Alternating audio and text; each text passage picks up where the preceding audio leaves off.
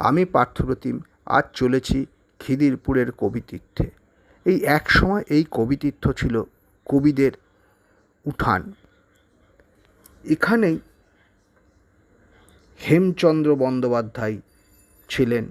তিনি তার লেখনী আর ঘুমায়ও না, দেখো চোখ মেলে, দেখো চেয়ে চেয়ে অবনী মণ্ডল, বা রঙ্গলাল বন্দ্যোপাধ্যায় স্বাধীনতাহীনতায় কে বাঁচিতে চায় হে, কে বাঁচিতে চায়, বা কবি মাইকেল মধুসূদন দত্তের রেখমা দাসের মনে এ মিনতি করি পদে, সাধিতে মনের স্বাদ ঘটে যদি পরমাদ।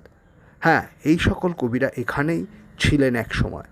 আসুন না, একদিন ঘুরে যান না এখানে। আমি যেমন ঘুরে আপনাদের এই প্রতিবেদনটি দিলাম, আপনাদেরও ভালো লাগবে।